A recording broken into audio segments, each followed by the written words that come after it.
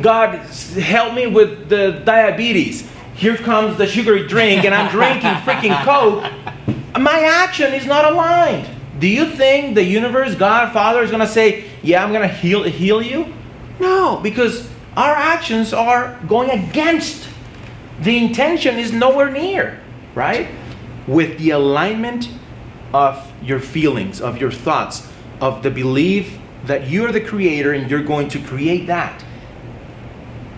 And there's going to be a moment, a time in which you're going to feel the water resonating with that, with the frequency of the goal. All right, welcome back to episode number 11. So this one, as you can see, we have some support equipment here because we're going to talk about intention. And it's a very big topic. We can make a 3-day course on intention. Obviously, this is not that. This is just a 5 or 10 minute video on what our take of intention is and how that plays a role into what we create. What does it mean? How does it affect me? And how can I apply it? So the way that I see it, this is just the way I see it, is not absolute truth, obviously. We are divine beings, right? Right. We're always connected to source. This field of energy that we can call the quantum field, the 0-point energy, the Brahman, the whatever you call it, but we're connected to that field of infinite possibilities, yes? Right. Now, that infinite possibilities, the divine vacuum they call it, that's just possibilities. But we're in a third dimensional space, that I experience time and space, that allows us to create. This, we're having an experience. We are creating it. And because we're creating the experience, we're adding to the collection of frequency-based experiences that we're going to take with us wherever we go next, right? So, one, we're connected to source. Imagine energy, potential. But what if I put an arrow to it? Now it's not infinite potential, now it has a directionality. So intention is, I am downloading the divine energy and putting it into a very specific thing. So now it's not just like open. Now you're saying, I want to create, to experience that, right? Right. So imagine you are a gardener. You have, seeds. You have 10 acres, but you don't have the seeds on the 10 acres. You have the seeds here and there and there. Where are you gonna water? All over? No, because you have, a limited amount of, water. So you want to make sure that you water the plants, the seeds, right? You're being conscious of the directionality of the water because the water has to go in a specific route. Once it's there, the seed is going to bloom. So intention is the directionality of where you are investing the divine energy that you're connected to. Obviously, the more connected you are, the greater the output. But if I'm very connected and I don't have an intention, a strong intention behind it, the energy is going to be all over, right? And then I'm wondering, why did this happen and the other, and my life is kind of all over the place? Well, because I don't have a very strong intention to align the energy into, right? Right. So, how does that apply to manifesting, to creating, right? Well, we have to go back to who we are. We're creators of our own experience. And as creators, we can only create through the power of observation, right? Observation is kind of the same thing as the intention, where the energy is going. If I pay attention to, let's say, that thing there, the frame there. As I pay attention to the frame there, you guys are not seeing it, but there's a frame there. My experience becomes engulfed in the frame. If I look at the door there, my experience becomes of the door, part of it, right? I cannot experience what's behind me if I'm looking at that, right? So that directionality of attention is the, I guess, what we will call the goal. In Spanish, we call it meta, la meta, right? Yeah. Now, meta is the etymological root of mente. And if we go back to like Hermes Trismegisto, 8,000 years ago, the all is mind. Everything starts with the mind. Now, this is just the brain, but the mind, right, is accessed through the brain. So if we have a goal, if we have a meta, now we know where to invest who we are, the divine energy, right? So the more that we align our attention, so let's say I am looking towards this point, but I am acting towards this point. Where do you think I'm gonna end up?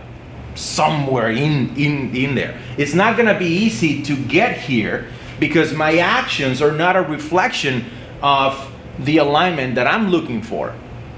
So you mentioned before we were recording, you mentioned something about how you need to what?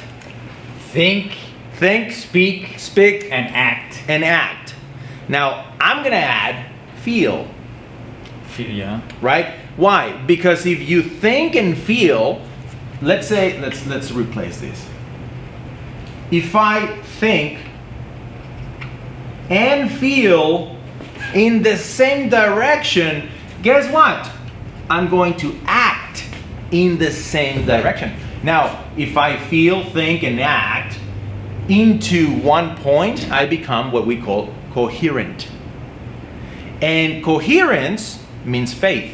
If you go to Greece, you will see these things, the buildings that say House of Faith, House of Tres Pisteos. You would think that that's a church, right? But it's not a church. House of Faith is not a church. It's a credit union. It's a bank. Because faith means credibility. Credit. Now, how do you build credit? By aligning what you feel, what you think, what you say, and what you do, right? Imagine that I invite you to a brunch and I say, hey, I'll meet you such and such, at that place at 10. And you get there at 10 and I'm not there.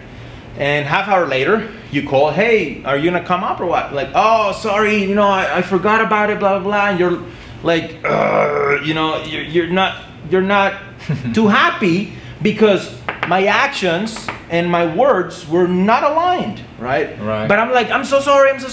I'll see you there tomorrow at 10. And you're like, okay, fine. Tomorrow at 10, you go there and I'm not there. Half an hour goes by and you call me, hey, are you coming or what? I'm like, oh, I'm so sorry, I forgot to call you. I had this thing and came up, and my action is going this way. My words are going this way. This is incoherence, right? Lack of credibility, lack of faith. Now, when you go to the bank and you ask for a loan, the faith, the credit that they'll give you is based on what you have built, right? You build your credit. Right. How do you build it? By saying and doing the same thing. If you loan me money and I say, I'll say in words or I'll sign a contract or whatever, but I'm saying I'll pay you $100 per month for X amount of time. And I do it, my credibility, my credit goes up. And the next time I ask you for money, you more likely will say yes, because you know that my actions are where my words are, right? Now, in the field of manifestation or spirituality or the process of connecting to the divine, to the source, into manifesting what we want is solely based on faith, on the credit that we have built with Father. If I say, God, please help me with this, but I'm not doing what I need to be doing. God, help me with the diabetes. Here comes the sugary drink and I'm drinking freaking Coke. My action is not aligned. Do you think the universe, God, Father is going to say, yeah, I'm going to heal you? No, because our actions are going against. The intention is nowhere near, right? So it's such a profound topic because it forces us to recognize that it's our responsibility to take charge of our words, our actions, our thoughts, our emotions. Now, if I feel a certain way and I talk in accordance to how I feel, you're going to know it. If I'm saying something in accordance to how I feel, subconsciously at least, you will know that I'm speaking what I actually feel, right? You're like, oh wow, there's something about it, right? It has gravitas, has some type of pull, right? That's why, it's so powerful to see when a person is telling the story of how they went through a certain experience, and we become very attracted to the story because the person is sharing the story according to their thoughts, their emotions, and everything is aligned with that, right? So the power of intention, I'm sorry we're making this video a lot longer, and obviously it's not your fault, I'm just talking my ass off here, but how does that apply to everyday life? I have these quartz here. Now, if I give this to a person that has no idea what a quartz is, what a stone, and they're like, oh, I don't know, and they just toss it, it's fine. They're not putting intention to it. There is no value here. But if I give this to a person that puts a lot of intention into this, and they do a cleanse of the quartz, and they do intention work with it, and now this stone is loaded with the directionality of the energy that the person impregnated it with, right? So now there is a different type of value. Materialistically speaking, the stone is the same, but energetically speaking, this is a whole different thing. Same goes for water. Water is just water, right? H2O is H2O. But if I put intention into the water, and I put my frequency, the frequency that I want, right? The frequency of medicine, of healing my headache, or even if I just want to turn this water into sweet water, because you can actually do that. And I put my intention into it. As a matter of fact, you have some water there. Yes. Hold it, and obviously this ideally is gonna be like half-hour intention into the water, but we don't have that kind of time. But just put your energy, your intention for whatever it is, manifesting a new job, health, anything that you want, right? And just put that frequency, that intention into it. If you want to speak to it with the alignment of your feelings, of your thoughts, of the belief that you're the creator and you're going to create that. And there's going to be a moment, a time in which you're going to feel the water resonating with that, with the frequency of the goal, de la mente, of the mind, right? And whenever you feel that, just drink it, right? Allowing the frequency of the water that you put into it, into the body, and allowing that to be spread through every cell in your body. Every cell in your body is going to know exactly what you want, because you put the instruction of the experience that you're creating into it. And this is just water, H2O, but it's H2O that it's loaded with a vector, with an intention, right? So now you can do it with magnets, you can do it with water, you can do it with microdoses of plants, you can do it with breath, right? every breath that I take, I can put an intention to it and allow it to spread through the whole body, and I become the incarnated version of that frequency. So we need to wrap this up. I'm sorry I'm taking so long, but the last thing that I will ask you is to experience breathing with intention. So imagine, let's say peace, right? You want to experience peace.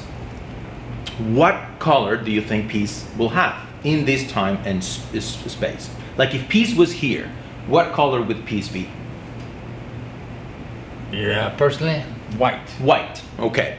So imagine that you're breathing in that white, peaceful energy.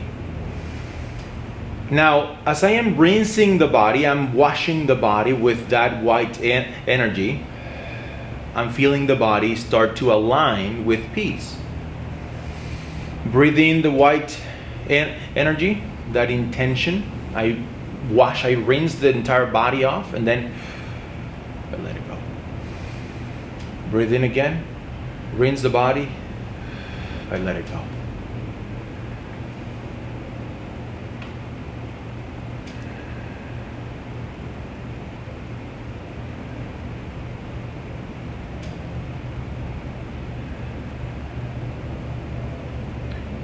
And inevitably, you start to become the incarnated version of that emotion, that feeling. Because you, a divine creator, you're putting the meaning to what you're experiencing. And ultimately, that's the key to anything we experience in life. What do we bring to it? What are my thoughts as I come into an experience? What are my thoughts? And those thoughts are going to shape. Right? In quantum physics, they call it the observer effect. My observation is going to have an interaction with that which I am observing, and my thoughts, my emotions are going to change that which I am observing. So, what would happen if we start to observe the world as the most beautiful place that we could be experiencing? The world becomes the most beautiful place that we can ever experience, right? Yes. So anyway, I took most of the time. I'm so sorry, but no, it's all right. It's all right. Good topic. I like it. I mean, I use it all the time. This is the basics of creation. And it works. This is very, very real. Yeah. So true. Good thing. So, thank you for sticking out in this long video. But I appreciate the fact that we can share based on our experiences, and the breath work, the power of breath work through intention is just mind-blowing. So my invitation, I guess the takeaway from this video is for you to be as mindful. You have a point, right, of what you drink, what you eat, what you say, what you think, what you feel, what you do. The more mindful you are, the easier it is to bring everything into a coherent line and point it towards the meta, towards the mind. What is the ultimate experience that you want to have in this third dimensional experience? So with that, I don't know if you have anything else to add. No. I just wanted to say, this works. I use it all the time. I'm a strong believer in it, and I'm glad that you mentioned it, but I think you pretty much summed it all up. Yes. Thanks for being here. Yes, sir. Thank you for having me. Appreciate it. Yes.